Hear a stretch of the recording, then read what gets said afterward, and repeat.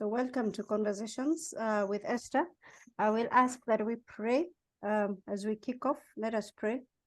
Heavenly Father, we thank you for this time together. We pray that we will learn from you and from the guest and from one another, Lord.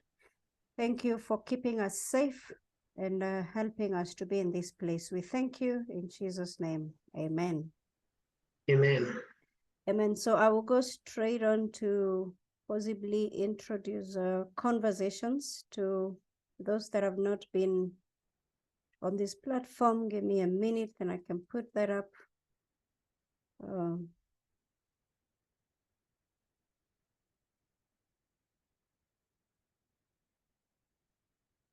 Yes, I believe you can see this.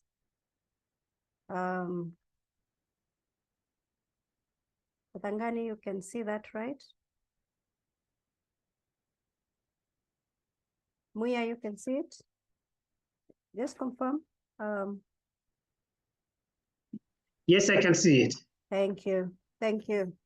So I just want to take us through this for those that have not been in our sessions, and I know many others might have been here, but I just want to introduce the host of this session, Conversations with Esther Katiba. We are an impact-driven professional platform. Now, our work is to inform and to educate you and rebuild your mindset. Now, we do this through igniting ethical and authentic leadership and promoting best practice within industries. Now, Conversations with Esther equips the workplace with relevant legal, HR, and holistic wellness skills while supporting employers in attracting, developing, motivating, and retaining productive talent. Now, guided by our three values, that is integrity, excellence, and impact, we envision a workplace transformed by candid conversations like what we have today, respectable relationships, and intentional leadership. And I want to emphasize on that, candid conversations. So today we really want to have a candid conversation exactly on the role of HR in promoting the brand. And I have seen a friend of mine called June here, and she's a marketer and a brand person. So I know there'll be a lot of conversation here. Now, our 2024 theme has been prioritizing holistic wellness. We have taken you through physical, mental, intellectual, environmental, spiritual, and social and financial wellness with trainings every single month. Now we are on our last, if you check on the wheel, we've been actually operating on this wheel. We started on physical, went to mental, financial, social, spiritual, environmental. We are on intellectual now, which is our last pillar of wellness. So we are doing well, and you can always find all the recordings on all the pillars on our YouTube. I've shared the link for the YouTube. A very big announcement, we have an upcoming capacity building conference. Now, culture or strategy, which comes first? Now, as we keep discussing on the role of HR in promoting brand, the organizational brand, it has a lot to do with culture, and I know our guest will speak to organizational culture. But this is a question, when it comes to creating high performance and a competitive advantage, does culture or strategy come first? I know this debate can never end. Some think that strategy comes first, others feel like culture comes first. Now, does corporate culture, the how, precede business strategy, the what, or is it the other way around?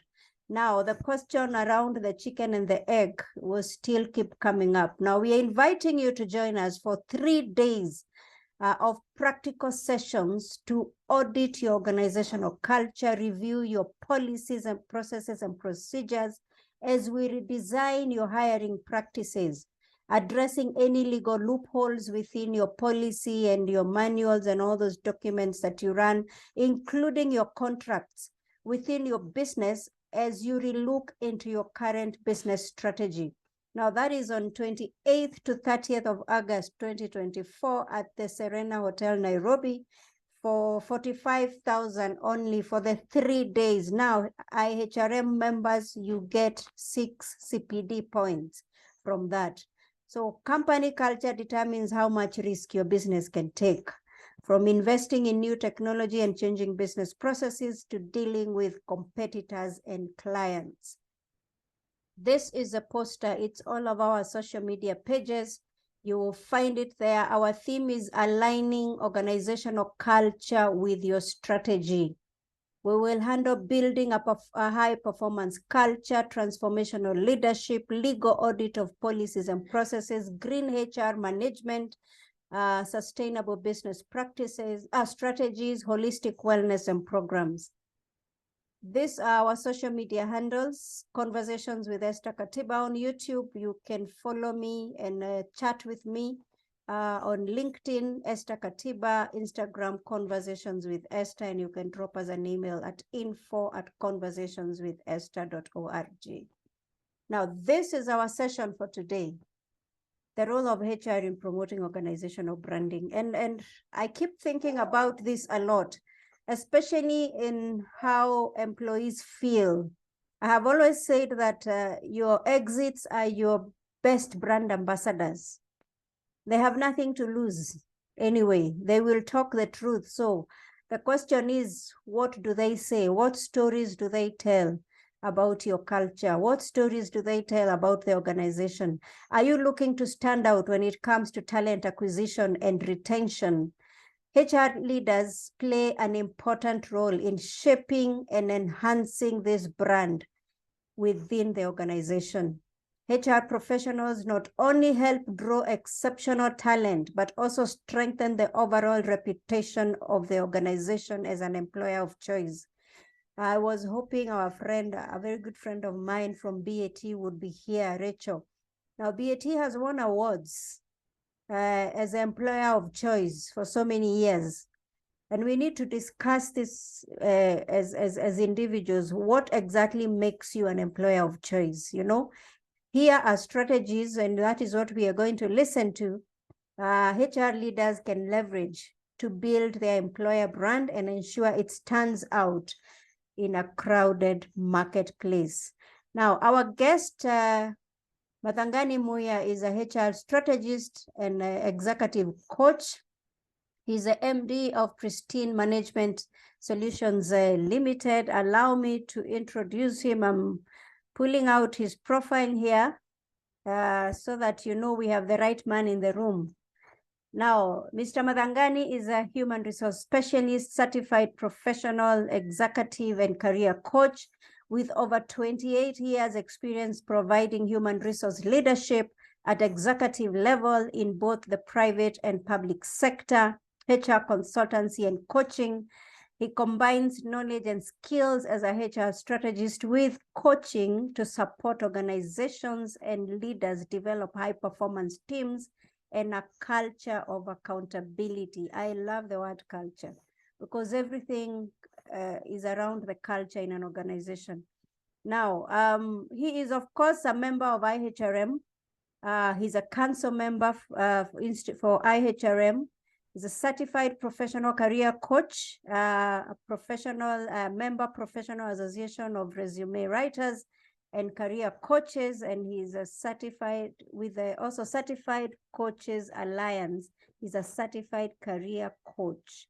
Now, he's an award winner, of course, HR Mentor of the Year 2022. So we have the right man in the room. Allow me to give him the platform as we continue with this conversation. And coach, I want to kick it off this way and say, HR has not been branded very well.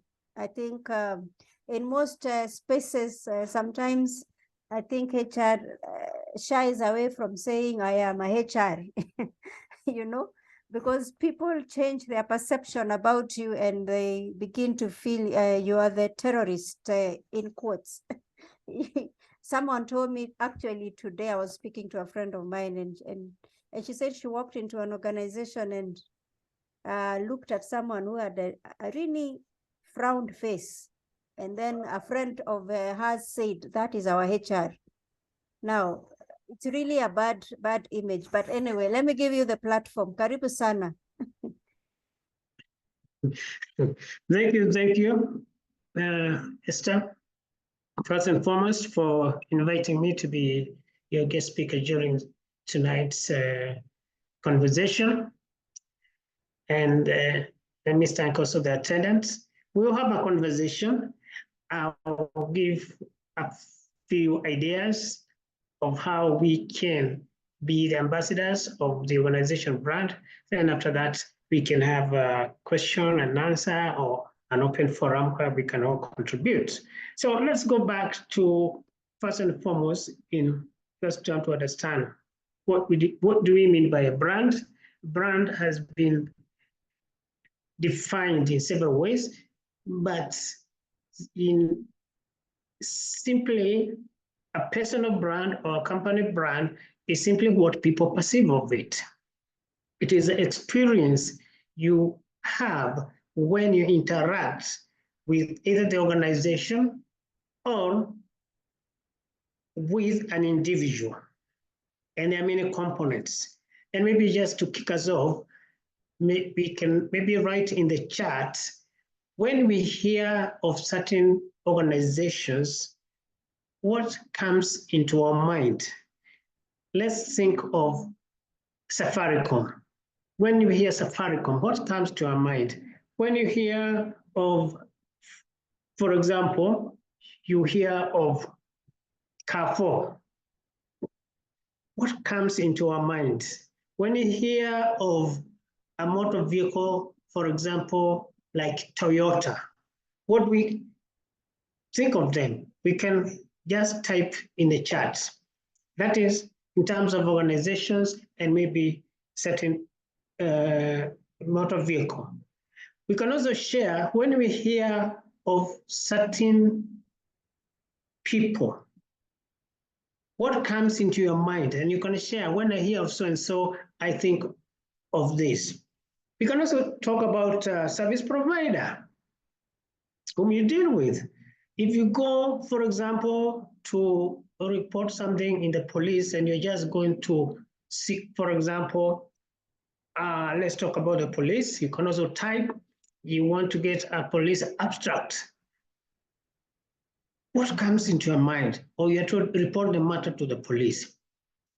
Maybe we can just look at what the comments are. Esther, maybe you can read them out as they write. I'm seeing June Mwati says she thinks of reputation. Nyangweso says competitive remuneration. I see Judith says she thinks of quality service. Juma Collins says it's all about reputation.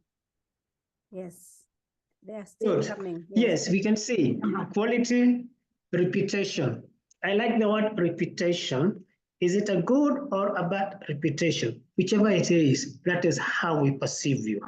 So having at least a broad perspective of what a brand or branding is,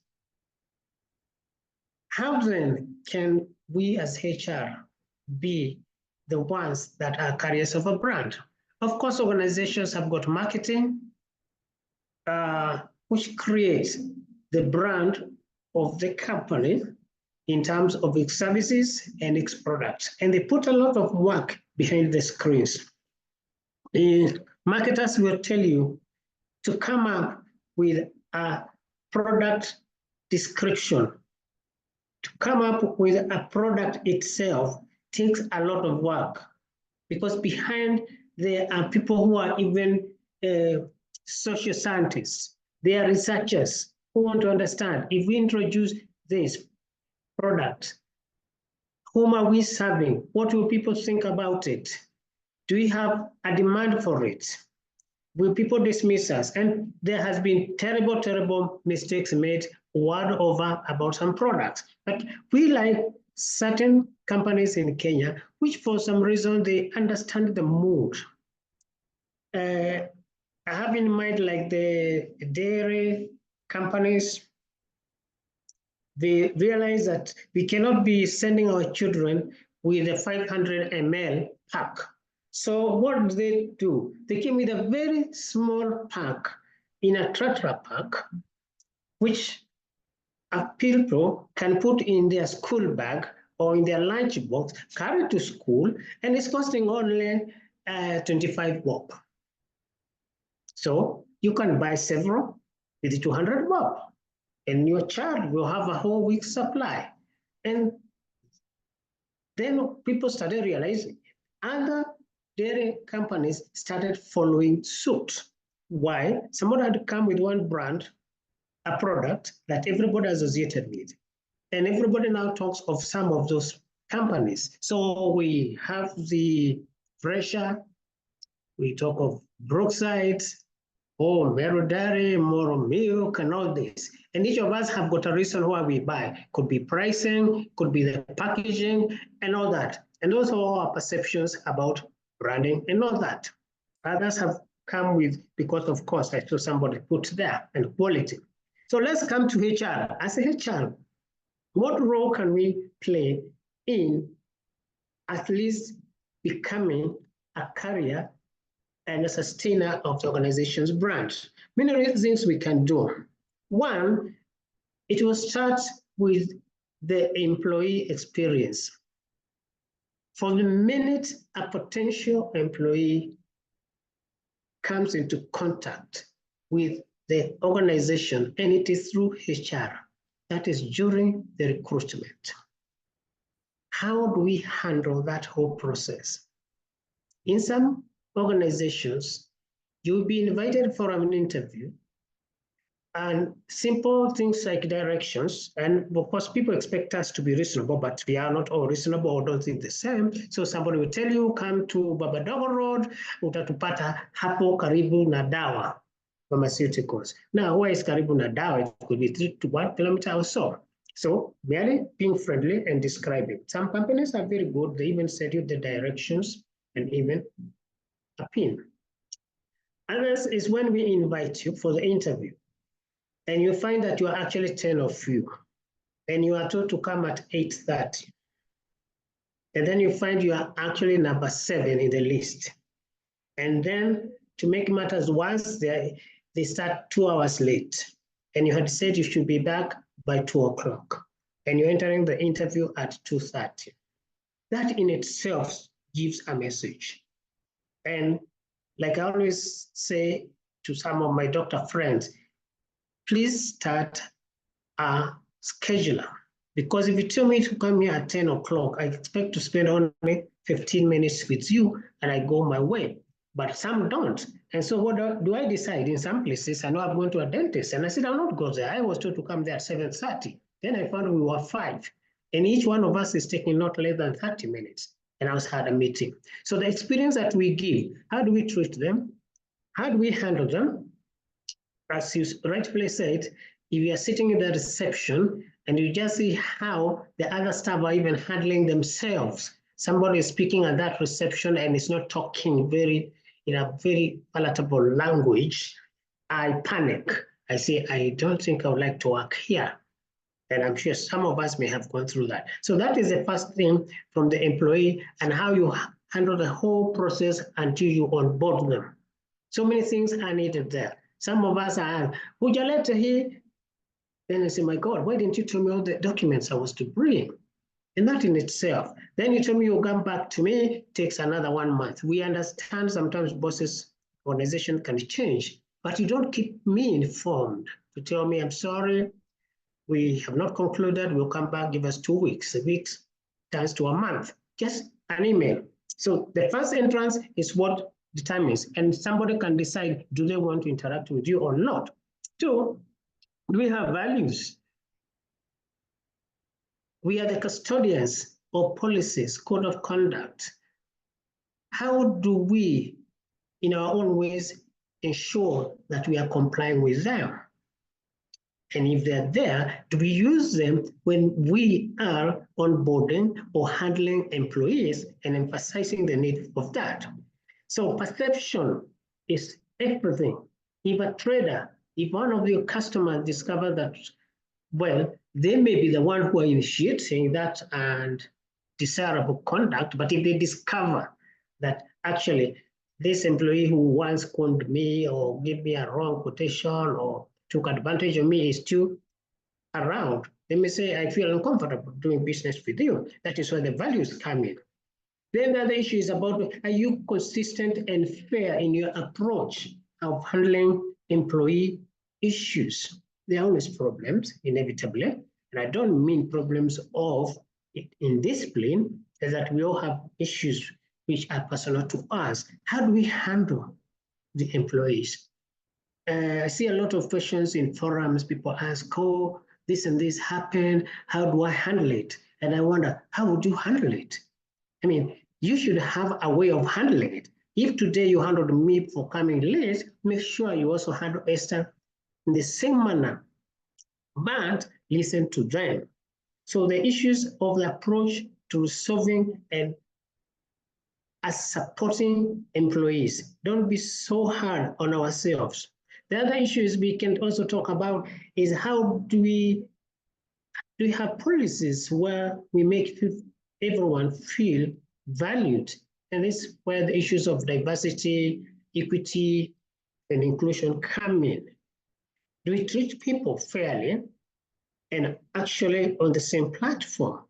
Diversity simply means that we mix in terms of whether it's ethnic, religious, and all that, we are not discriminating. Equity simply means that we treat everybody in a fair and consistent manner, and we do not discriminate. We offer you, if it is rewards, is because of performance. If it is a question of balancing, we are not doing it with other connotations. And the inclusion is really making the people be part and parcel of you include them. If it's a decision, if you have a company has to make a decision, make sure the whole line is involved. I see a lot of companies, they sit somewhere, they make policies or decisions for operators, and the technical people come and say, sorry, this can't work.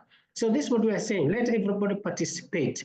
So that is the beginning. Values, code of conduct, sticking to your mission, the experience of an employee at entry level, that is fast. So how do some of the things that maybe HR does in terms of whether you're dealing with matters of supporting employees? So today I come and tell you I have a personal issue and I'd like to have a day off to go and see somebody in the hospital, my parent, my spouse, my child, or something. And instead of saying, how long will you take? You tell me, no, it can't be done. And then it becomes so hard. And here is a distressed employee. I've had people saying, oh, somebody said the brother died, now he wants 1 week to go because he is the only one, but we don't have a policy. It's not a question of policy. Put yourself in that. And that's the experience we are talking about.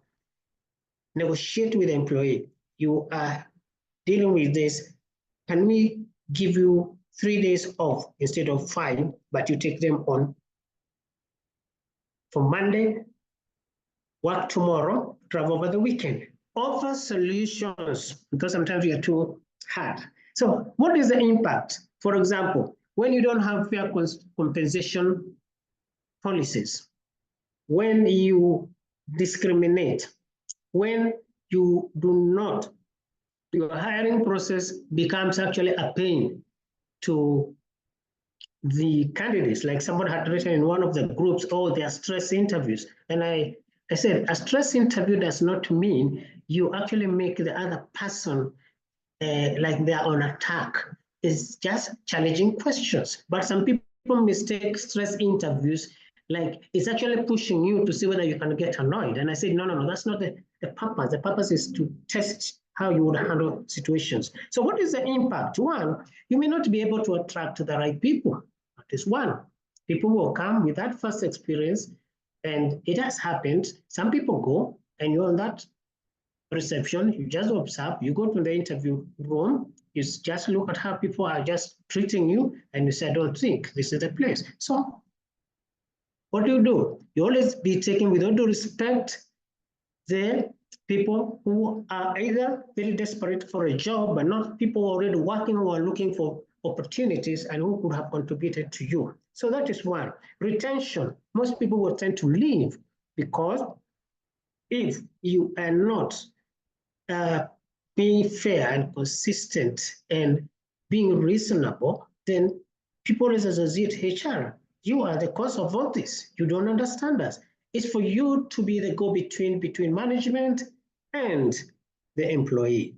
Where it is fair, you put as it is. Where the employee is not fair, make sure it is very clear. And it is also the duty of HR to ensure that employees understand the do's and don'ts.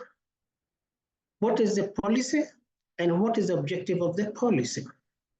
If there are laws and compliances, it's for HR to say the reason why we would like you to be wearing safety gear is 1, 2, 3, and it's covered here, and here is your manual. If the systems are not there, then you'll be battling like you're issuing orders. No. So, and that education has to be intentional. So that, and that's people mistake that training is not basically things must be going out. You just make sure you have internal trainers or external trainers who can always come and to take people through. So in terms of the image, you then inevitably, most employees will not perform well. An employee who is not satisfied or happy, contented, or engaged, I can assure you, those are the people who do, me, I'm a 8 to 5, and when they have done, they say, kwani kazi ni yangu. And that's a culture that comes in. But when they feel wanted, they know that I'll be heard, I'll be listened to, and the decision will be fair, excuse me. So that if you're describing to somebody why they can't take the day off tomorrow, then what options do you have for them? So that way, that person is even in a position to contribute better. And at the end of the day, the business may suffer. You see pilferage, you see indiscipline, you see lack of accountability, passing of the buck, and what we call malicious obeisance. What is malicious obeisance in management? We say is when somebody takes an order, knowing well they had another instruction. But what do they say? I was told by Esther, you know, she's the boss. But maybe the person had been sent by another person, junior, to a very important task. I'll give you an example. One time somebody was sent in a place we were working and was supposed to go and deliver a check for a certain service which was being provided by an external person so that it is not disconnected. So what happens when intercepted by another senior person? I told him, kuja hapa, hebu fanya hivi, and they went. And later on, he whispered, wajua mimi sijali, si alisema niende hivi, mimi check nilikuwa najua hiyo kitu itakatwa. So why? It's because they were used to being given orders. And once he said I was sent by Madhangani, yeah, Madhangani is the boss. Everybody kept quiet, and now Madhangani has to say, well, I didn't know. And it was very serious. So these are the issues that can come in. And also, what you can have is that you perpetuate the bad behavior of employees, the bad misconduct, the opposites to your business partners.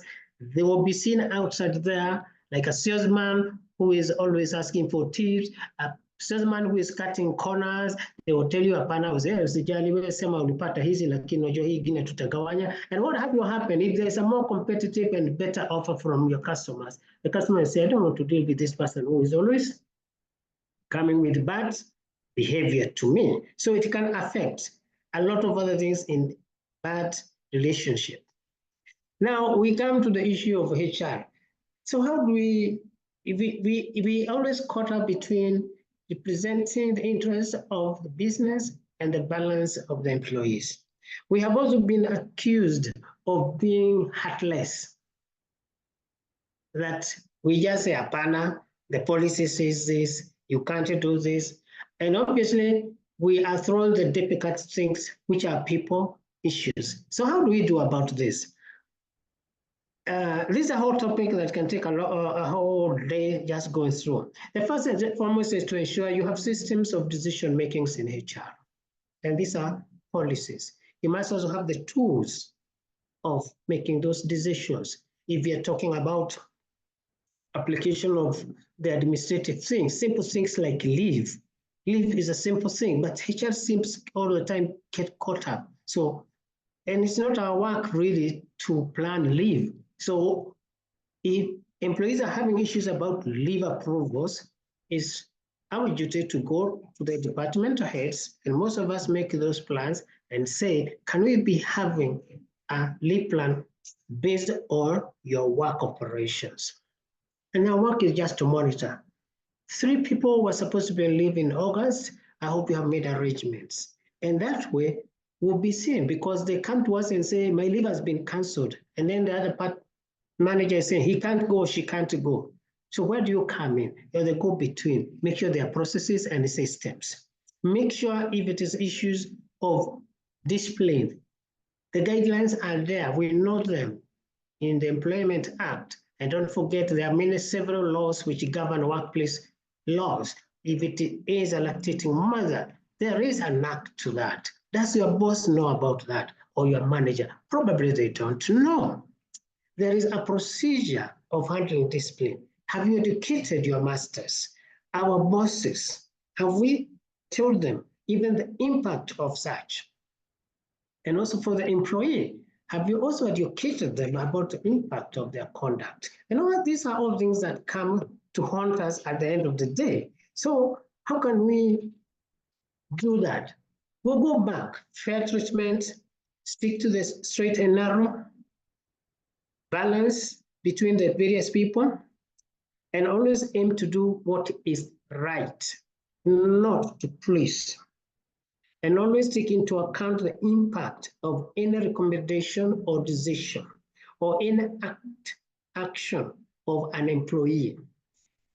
Learn to read the mind of the employees, because they can also be very tricky and cheeky, and they can test you. But are you able to see through them and tell them, sorry, you have been coming every month from 29th, you get sick, you come on this day. And this is where analytics comes in. If a certain group of people disappear after payday, then you know you have a problem. These guys just go to their raha, and you can tell. Then you can see, when do people call in sick? For what reason? Then you can be able to see this is a group that has developed a certain habit, and you confront them and tell them, I've noted every month after payday, 2 days or 1 day after, you disappear and you call in sick. But how do you handle it is what matters, right? So also comply with the laws. Make sure all decisions are fair from management, including compensation. When people complain, so-and-so was given 10%, I worked hard, we work hard with them, but they have been. So these are the issues that can come in, and you try to balance between the interests. And most important, learn to listen. Don't make your decisions based on just policies, laws sometimes. HR is also about how emotions are handled of employees.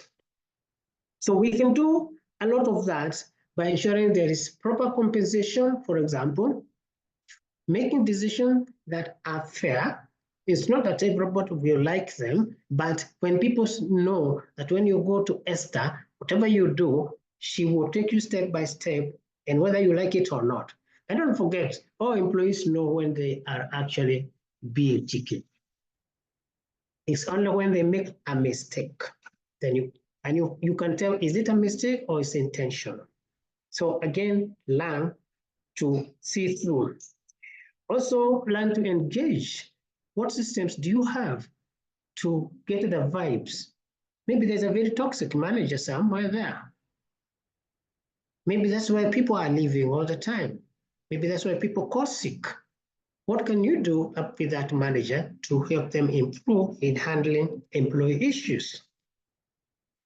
And you can also, how do you measure performance? Are there systems? Are they, can they pass the test of integrity, that we are able to measure this and come up with a solution? Do you have, for example, ways of rewarding people? Are they consistent? What other activities do you support employees with? Issues happen. Are we always hard approach, or do we say we noted there's a rise in 1, 2, 3 issues? Let's have meetings. Do you call what you call sometimes town halls?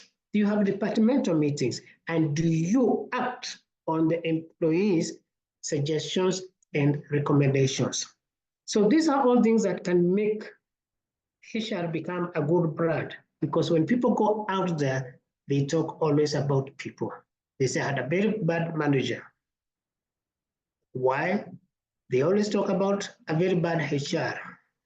HR is people. So it is you and your managers. How you package them also becomes part of the brand. And I can assure you, in every organization, there will always be people who will not be understanding. But if you have at least 70%, and most of the time is about 80, is the 20% who are normally very aggressive, they don't like you, they are normally not performers, they are normally not very friendly, and some people for some reason are just made to criticize, or they just don't like you. Why? It's because you may have stepped on something which they were used to do. So when you're in a place, be careful that when you're implementing something, you are able to see the impact of this and how will I handle this. And it all amounts to the same thing: fairness, integrity, consistency in your decisions, and listening to the employees. Some of us don't actually listen to employees. Somebody walks in there and you have just said, Juma, najua mambo yako. Learn to give feedback and let it be candid feedback. Learn to be also assertive. If you don't speak out, people take you for granted. So it is very important to have an approach that is measurable, not an approach that is so subjective. And that is what HR sometimes we are told in management: if you can't measure it, don't do it.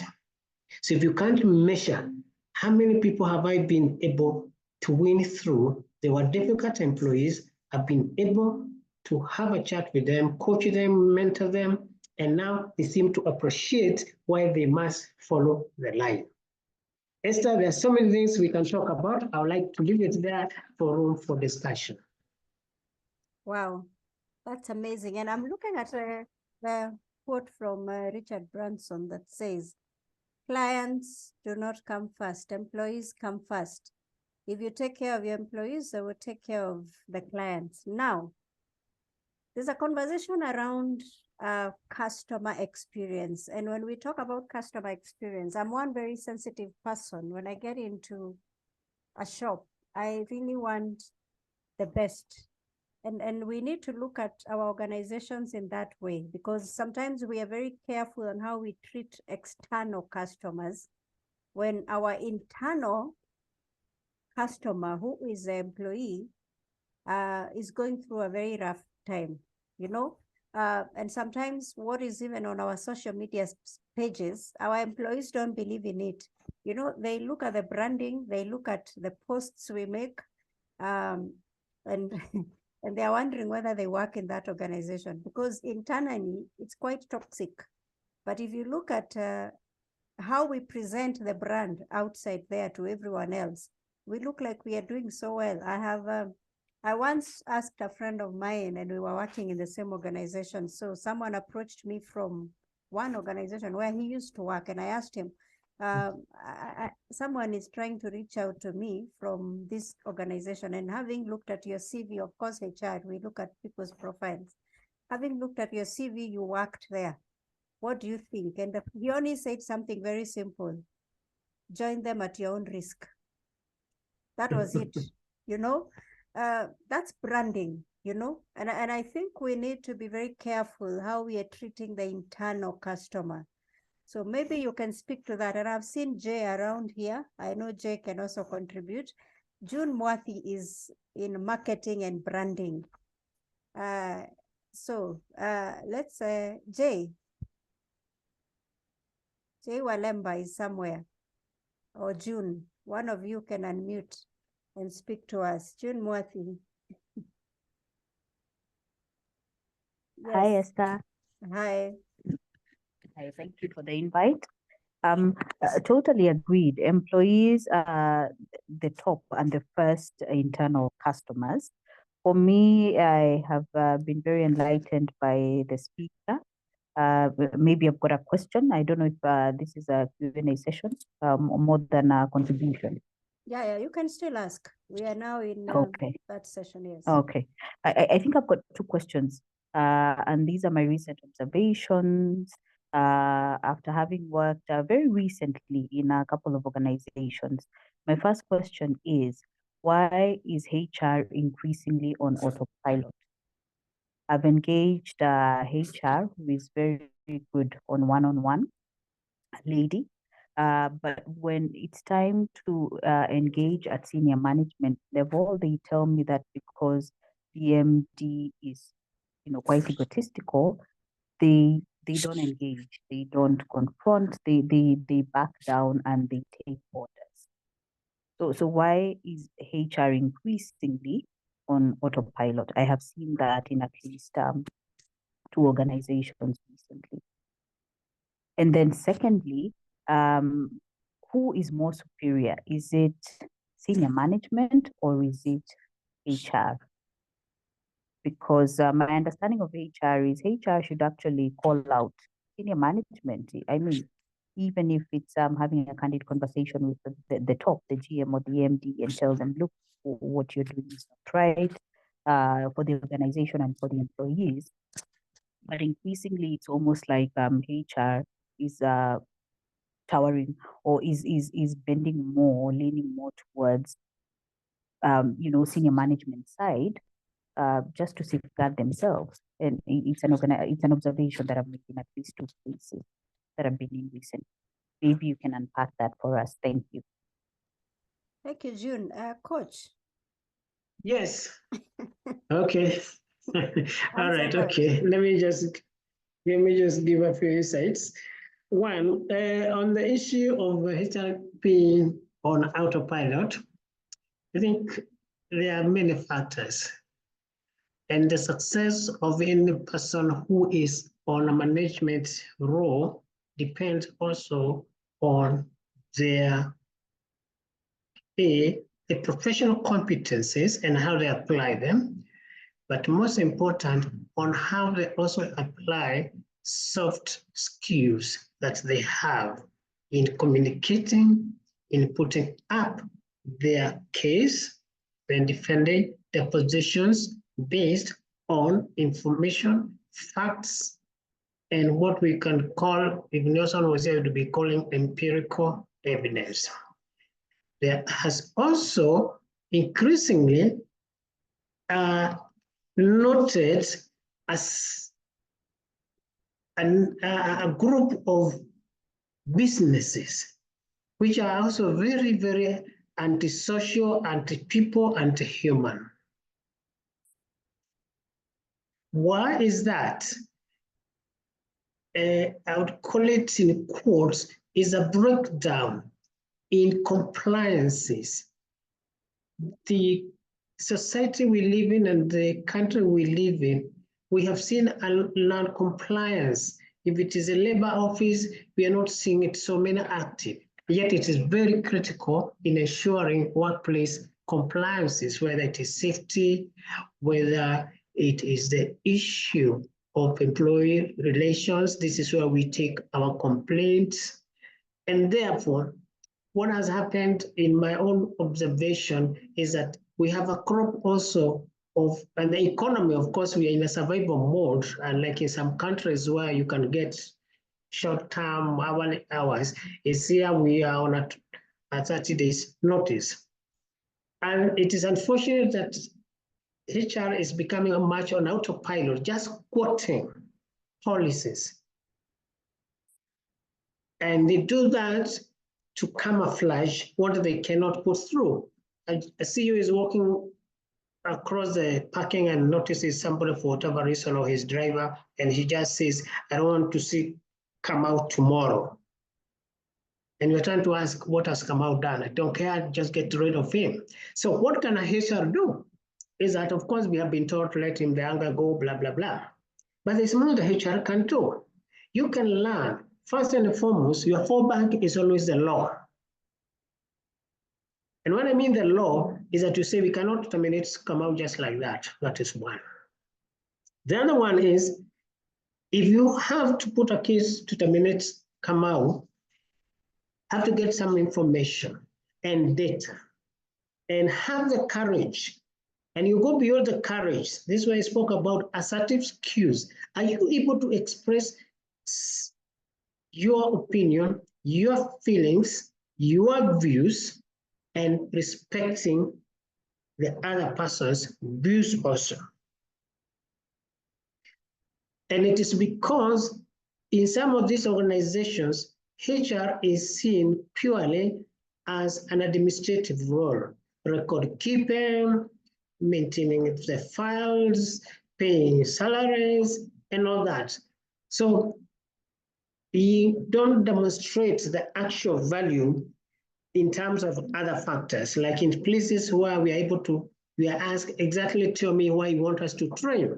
You have to give some evidence, start from somewhere and say, what have I noted in department Y is maybe the people are leaving, maybe they're not performing well, and I discovered most of these people were not trained in our products.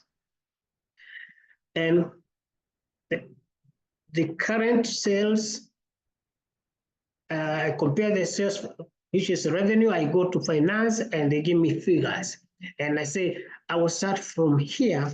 I want to spend 100,000 and see whether we can improve on this. Then in January, I'll come back and say, actually, since we planned this training, we have had several, the rejects have gone down, sales have improved, or this particular problem. You must identify what is it you're solving. So that could help. The autopilot, therefore, is more out of a lack of skills and knowledge to express ourselves. And I believe even with the worst boss, they always give you a chance once and stand up for what is right, use information, data, and know which are the other workplace laws that cover that. Like now we hear a lot. There are some which are beyond us. Let me also say that. Some employers don't want to pay NSSF or other compliances. There's nothing you can do. He keeps on braving those people. But since we are conscious that if I have to make an impact, can I attempt the ones and also balance the interests of the employer and the employee? Because employees in the business, you are there to balance between them to make sure the employees are contented, are happy, and comply with certain workplace policies, rules, operations, which may not all be HR, because operations, I mean, finance, manufacturing, sales, and all that. So it is a balance that we as HR has to play in between there. But I think I understand your position. And also just note what I've said earlier, we also increasingly. So improve your skills so that you can be able to handle anything that comes. Be able to use data and analytics, improve on your self-esteem and self-confidence. And it can happen. Maybe sometimes I'll share where I was working with a very difficult boss, and it's like we were being almost threatened every day. And I had to stand in a meeting and say, look, you keep on saying this and this about this team, looks that you don't need us. And they were shocked. Yeah, because that's what they kept on saying. You are done, you're not performing, you're not doing this, blaming everybody. Then I said, but we made so much money. This team made money for you. Maybe it's because you have not been able to measure it. So that's what I would say about that. Then who is superior, HR or management or HR? Is a balance again. The role of HR is to be that person there who can give that balanced opinion. So how you give it is what matters. Let's not forget that management has got a goal. Are you aligned with it? If you are the type of HR who will go saying, oh, don't terminate this employee, unajua alipata mtoto jana tu, oh, alioa juzi, oh, I don't know this. No. You deal with that employee and let them know what it means to get married and joke with a job. But when you go to management, you say, I'm going to handle it, Jimmy, this month, I'll see what I can do about Esther and her problem and her supervisor. And make sure, again, you have information. They were coming late, they were doing this. So it's not a question who is superior, it's how HR presents. If your reports are not reports which somebody can actually interrogate, because some of our reports are very subjective. But if I want to describe Esther and the issue she has been having in the organization, then I say, this is where we are beginning. This is what I have found out. This is what I propose. Sometimes bosses listen and say, good, I've allowed you handle it. But if I hear something else in the next 1 month, they are going. And for sure enough, in some places we tell management, don't sack now or in this manner, but I will help management to do it in a more lawful manner that may not create and destroy our image. Because what is 1 or 2 months salary? We say it's okay. We have forgiven him. I'm sure he may report, but make sure you help that person. So it's not a question who is superior, but HR has a role to make sure that they give management a voice to understand what is going down there. Most of the time, we don't. We do not engage with the department heads and with the employees. And I can assure those who are here, if you start from next week, once in a while, go down to that manager, have a conversation. You will understand and they will tell you what it is and you'll be able to help them more. I hope I have tried to answer that. Thank you. Good, thank you, Coach. Absolutely, I like that and advising the management. I have personally, I think I'm one very bold person. I walked into an organization and I discovered that the women were going for 1 month maternity leave. Not that the law did not say 90 days, but because the management said the 90 days were too expensive for the organization. And I said, there's a law to it. And if you're not going to comply to the law, then I'm not going to be part of this organization. And I think the HR needs to stand up for the employees and as well for the employer, you know. When a boss comes and says, I want you to terminate so-and-so, I think it's your responsibility to go to the boss and find out why and advise them that this person has a contract. There's a law that protects an employee, you know? So you're not torn in between that the employees don't feel safe with you and the management doesn't feel safe with you.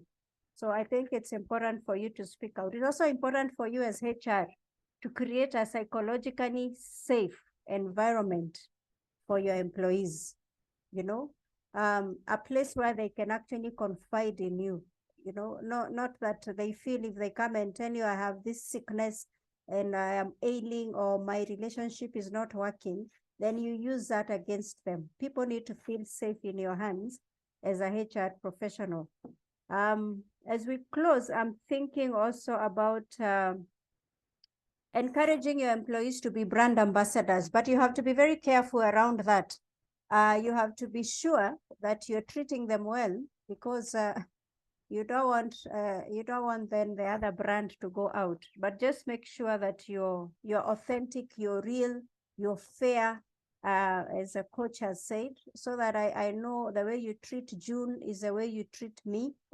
You don't have your favorites. You have to be very sensitive to that. You have to know how to take in your pressure as HR. Please don't vent your pressure on the employees. If you get pressure from the top, know how to absorb that. And a coach has said, empower the other leaders. Actually, if HR takes time to educate the departmental leaders on the policies, don't assume that the other leaders know what HR policies say. Engage them, educate them. Your work becomes very easy. I see Jay. Jay, I had given you an opportunity. Where are you to speak? Now that I see you commenting here. Please speak to us. Yes, as I I'm go here. through- Yeah, speak as I go through these comments. Now, good evening, everyone. I've been following the webinar, and it's been insightful. I've learned so much. Maybe to add on what Coach has said, and that employee engagement is key as well. When employees are engaged, they are more likely to be enthusiastic and committed. Then there's that feeling of motivation, which in turn now ensures that employees appreciate their jobs, and their satisfaction increases. When satisfaction increases, that's now where it encourages what someone has talked about, being brand ambassadors, because now they speak positively about the organization, and that is it will in turn now have a positive impact, positive public image, and more employees will want to come to the organization, and it will also send a positive image to the clients for the organization. Thank you. Thank you, Jay. I'm looking at the comments. Juma Collins says, I firmly believe that employees are the most valuable assets in any organization. It is essential to treat and support them fairly to foster a positive and productive work environment. By investing in our employees' well-being and development, we can significantly enhance the overall performance and success of the organization. Brenda Aloch says employees are the main brand ambassadors. They should be provided with a conducive space for morale boost and job satisfaction to spread good news about the company and treat external clients as well. And I agree, because what happens is if you treat your employees badly, they project that on your clients. Your clients will be on the receiving end, you know.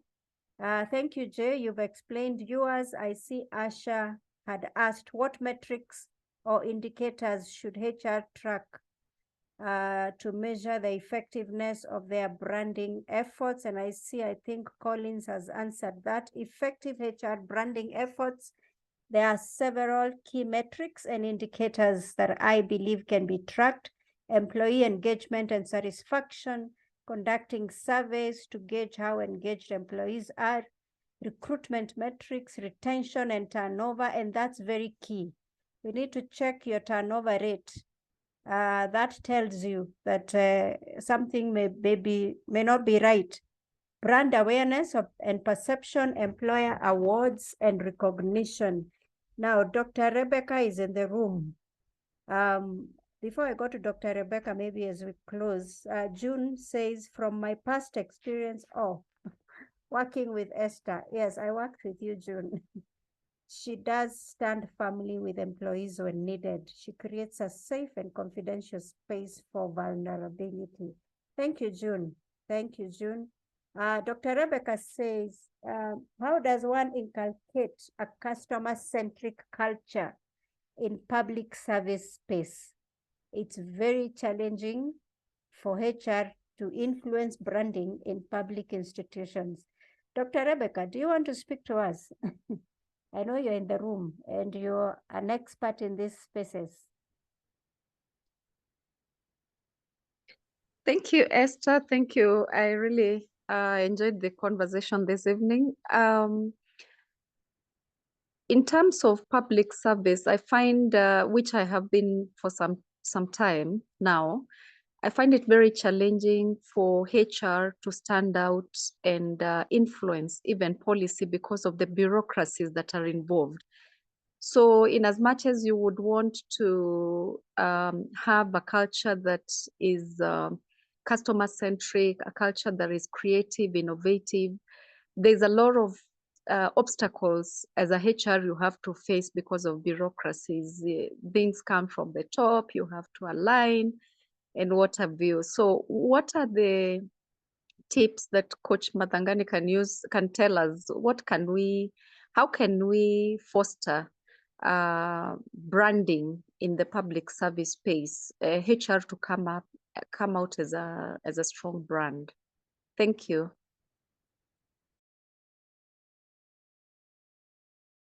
Can Just give a few examples. Your observations are very correct. The issue is that in public sector, especially in the last maybe 10, 15 years, we forgot about the provision of service.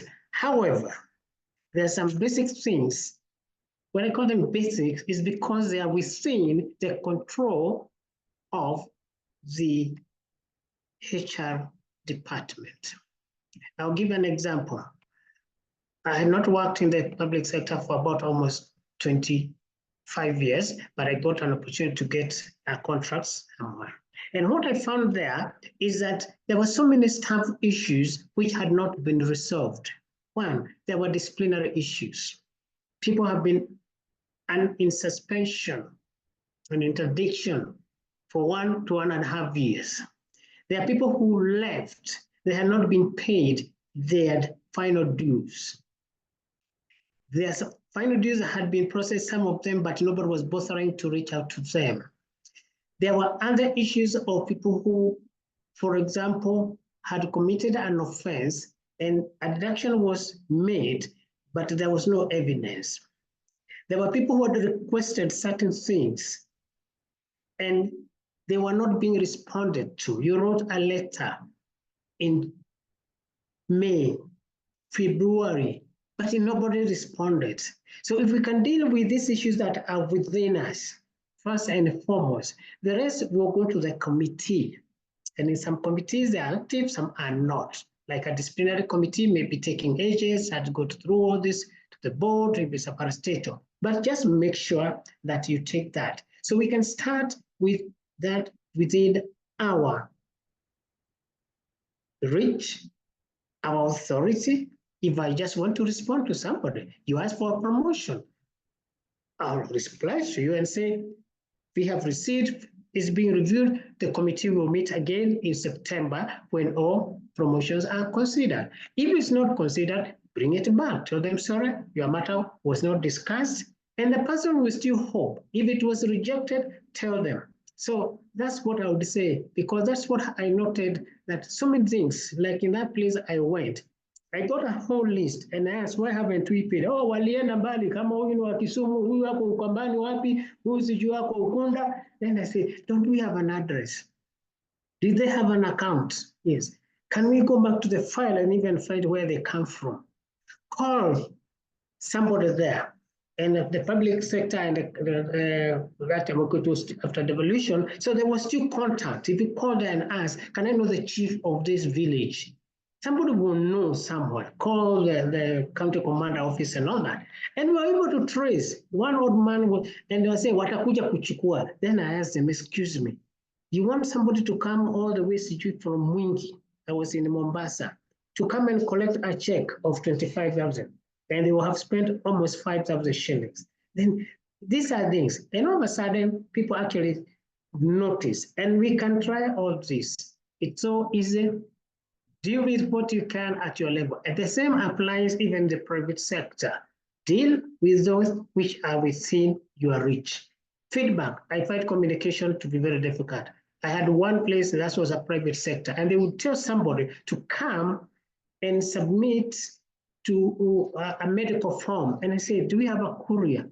So you want somebody to come from Gong to come to where we are, and they will spend about 300 bob just to fill a form, which we can put package because we set documents there. So a little bit of unity, and people started feeling that, yes, I don't have to come to Rongai. From Rongai all the way come to, I was somewhere in Karen, to come and sign a medical application form. No.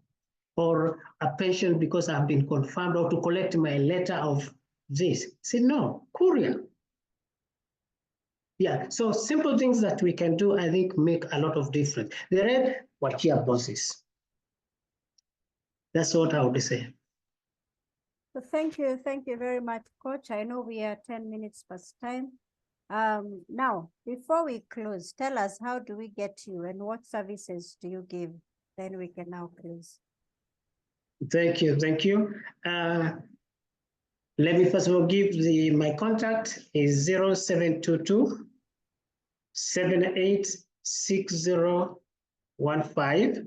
You can also get me on email at info@pristinesolutions.co.ke. What do? I provide both corporate services of all lines of HR, organizational structure, policy development, advisory on employee relations, job evaluations. I also provide leadership training and coaching for managers. And I also support individuals who want really to make breakthroughs in their personal development and in their careers. And what I help them is really to realize their potential and be able to express, communicate themselves, make their points, develop the skills that you need to be felt, to make an impact, to face even the difficult tables where we go to meetings and HR is just being put down. I also take you through basic metrics. How can you develop? Somebody mentioned very well about metrics. How can you start selling value proposition? So at that level, that's what I provide. So thank you very much. And I look forward to interacting more with you, Mr. Katiba, in future, and anybody who may be wishing, even at a personal level, feel free. I have short programs, and sometimes I work with people for even 6 to 1 year. And some of them, their testimonies are out there. Thank you. Thank you, Coach. June, I've shared the contacts there. I hope I got it right. I should. Yes, please reach out to Coach for all those services. I know Jay is in the room. If you need your CVs done, Jay CVs is there. Coach, tell us in one minute, there's an event that's there on Saturday that you're not telling us. Or Jay, is Jay in the room? I don't know. I don't see Jay. So Coach, you can tell us about the event that's coming up. Thank you very much for that. Giving me that opportunity. I didn't want to use your platform without information. No. Yeah. On Saturday, we are having an event, which we are saying it is an employability summit. It is an opportunity for people who either have left college and searching for jobs, people who have been out of jobs and wanting to come back to jobs, people who have been trying to get jobs or transit into higher or different careers, and people who are actually trained, but they seem lost in finding the right jobs for their backgrounds. And we'll be having a whole group of HR professionals who will handle different aspects. There will be interactions, networking, and we'll deal with the issues of job search techniques, preparing yourself for job search, how to navigate through job search, and how we know people get disappointed when you don't get, maybe we have sent, like somebody said, they have sent 100 applications, and somebody will be there to take them through how to navigate that and to persevere through the whole job process. It's a forum that we are aiming as part of the HR celebration, and we are only charging 480, which we're calling just a simple facilitation fees, which we also use to supply, to give people snacks. It's to be at the Kenya National Library Services, which is opposite NHIF at Upper Hill, which is called Community. Please spread the word, because we've discovered there's so many people out there and they're getting frustrated. Some are people with diplomas, degrees, certificates, and it's amazing, they have just given up about job search because nobody tells them even how to write a CV or how to apply for a job. Others don't even know where else other than government. So feel free. We are going to share. It is from 9 a.m. up to 5 a.m. We have open sessions, and then we'll have what we call plenary sessions. Different people with different needs will be allocated different people. You can always get in touch with me or with Jay, with the contacts we have shared, and we can share with you the poster. Thank you. Thank you, thank you. Yes, someone is asking, and I know Coach has told you up to 5 a.m. Coach is very aggressive. He wants to stay there up to morning. 9 to 5 p.m. We have Nicholas Yeah. Cassidy, we have Jane Mutisia, we have Yusuf, we have Damaris Tungwa, we have Rose Nesoba, we have Paul Ngugi, we have Coach Madangani, we have Jairus Walemba, and I will do my best to also be there. So don't Thank miss you. that. Let's meet there and let's talk about your employability skills. So thank you very much. God bless you. Have a good night. Thank you, Coach, and thank you, everyone. Bye-bye. Thank you. Bye-bye. God bless.